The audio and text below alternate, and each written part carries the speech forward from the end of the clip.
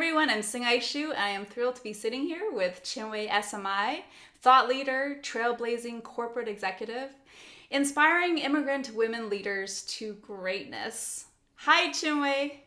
Hello, I'm so happy to be here. Thank you for having me. Nice to be with you virtually here in New York City. And Yeah. I'm so excited that I get to be part of your wonderful new book, Brilliance Beyond Borders. And do you want to tell us what's in those stories? Yes, so amazing. And I'm so excited that we have you in the book. I really loved your story and I love everything that you're up to in the world. So the book is about 17 trailblazing immigrant women. So it shares their stories, their journeys to the US and what they've learned. And each of these women is really in different professions and careers. So across various industries, we have musicians, we have artists, we have athletes, we have doctors, lawyers. So it's really very diverse, not only in terms of where people come from, but also in terms of what they do in the US, which I think is pretty phenomenal. And it is also about, so Brilliance Beyond Borders is about bringing their brilliance from overseas, wherever they grew up, into the US, so across the literal borders. But it's also about living that brilliance in spite of all the borders that may exist when we get to the US, because there are still borders, whether it's discrimination or different challenges that we find in our various fields, being in industries that may be male dominated or different barriers that we encounter. So, how do we continue to live that genius in spite of all the borders? That several of us actually live in New York City, and so we get to celebrate the book release, which is March Yes. 15th. And our Yes. big party is going to be Friday, March 18th, and you out there are all invited to come celebrate with us with a live show of curated music. I'm going to be playing a piano piece, and then we're going to have a cellist, and there will also be a poet who will be leading a panel discussion. One of the bands that's performing is a female-led band from Sudan. So it's called the Nubatonis. And it's at the National Sawdust, which is in Brooklyn. Co-founded and directed by Paula Prestini, who's a fabulous composer. We are both Paul and Daisy Soros fellows.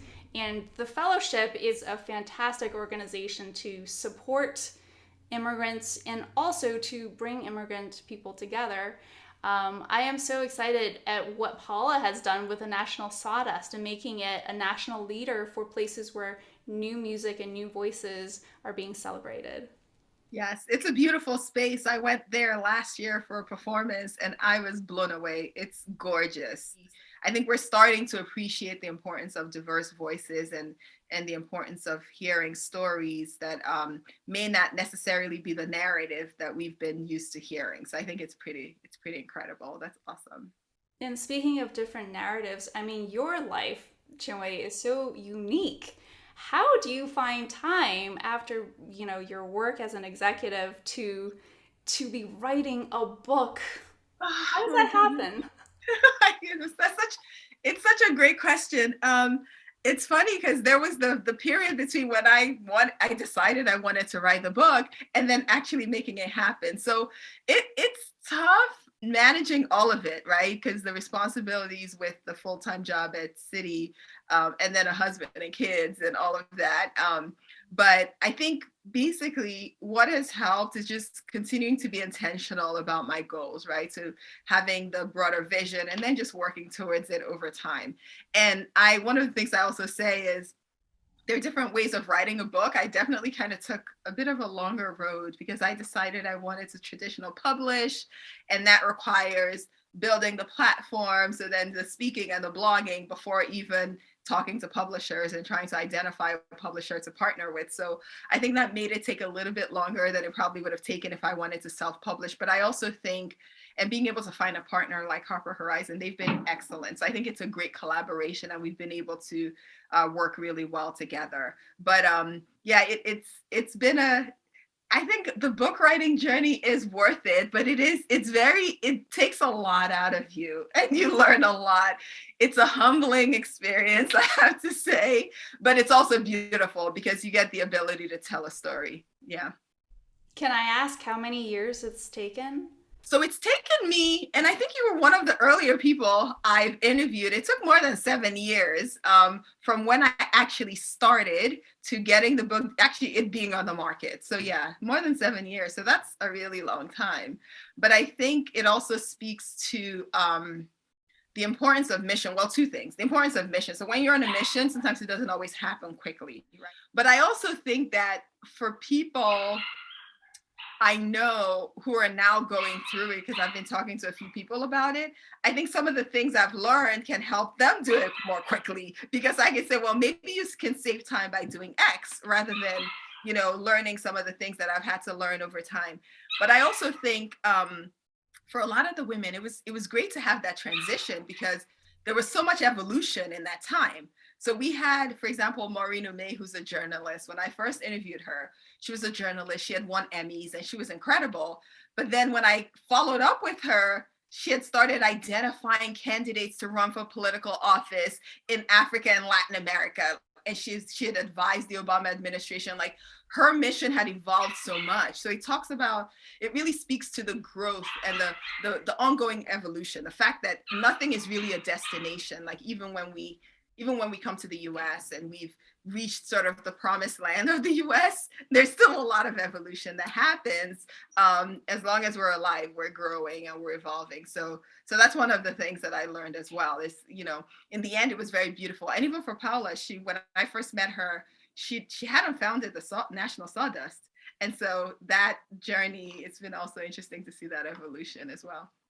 I want to know what it felt like when you finally saw that the book was actually in your hands. The feeling of having it complete, like having a finished manuscript, it's exciting, but it's also a little bit nerve-wracking at the same time. Mm-hmm. Because it's, oh wow, I hope it really does what I intended for it to do. But there's a feeling of entering a new milestone, because then it's, it's gone from idea and conception to actually being this finished product, which is amazing. And some of my friends say it takes on, like books take on, some of my friends who are authors, they say books take on a life of their own, and once they're born, it's like they're kind of out doing their own thing, like kids. Right, it's no longer in your control. It's also great when things are no longer just in your head and they've become like something tangible in the world, because in our heads, we create all sorts of stories and narratives, but when it's actually out and more tangible, I think it's great. Yeah. That's so interesting. So when I perform, it's such an ephemeral thing, right? Like just all these hours put into the prep, but then the actual performance of like the communication happens in an evening and then it's done and it's gone.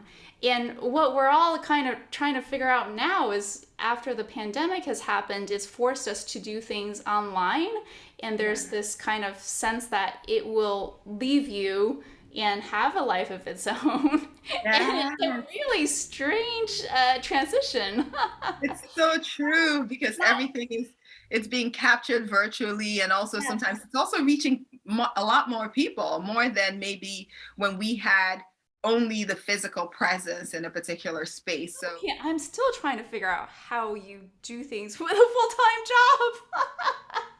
It's like a magic trick, It's crazy. I have to think about if there's like a formula for that, because and the difficult thing too initially was most times, in the past, I just wouldn't sleep enough, but now I'm getting more mindful of my sleep and just like, okay, I started wearing an Aura ring, which is really bad. So it just means I can't go like days and days and be sleep deprived. So what is an Aura ring? Does it?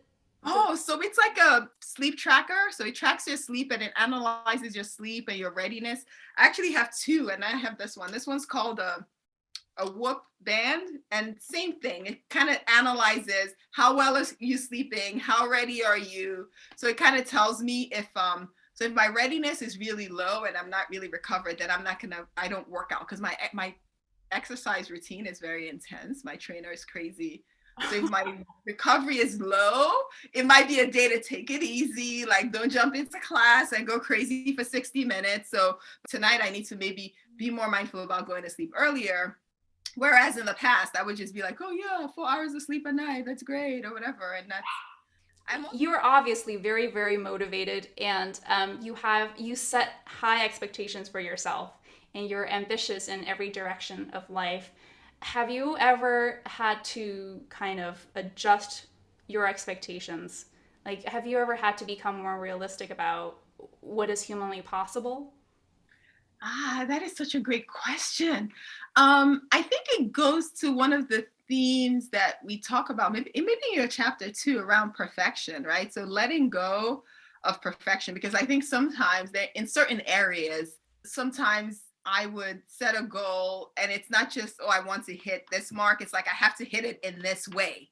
Ah. And so sometimes it's like you have to revisit it and say, okay, it didn't work that way. Or maybe that's not even the goal. Maybe the goal is something just a little bit more modest. And then it becomes tiny steps of progress rather than sort of these massive, because that's the thing as well, is not every goal has to be like huge, right? So some of our goals, it could just be a little thing, like even especially sometimes in the family area, like with the kids, sometimes it may just be, oh, making sure I get, books for my 10-year-old to read every night and improve his reading, and return the books to the library on time. That's an important goal. There've definitely been times where I have to adjust. Even with the writing process, the publishing process, I've learned so much about the way it works because there are multiple stakeholders that are participating in this whole process.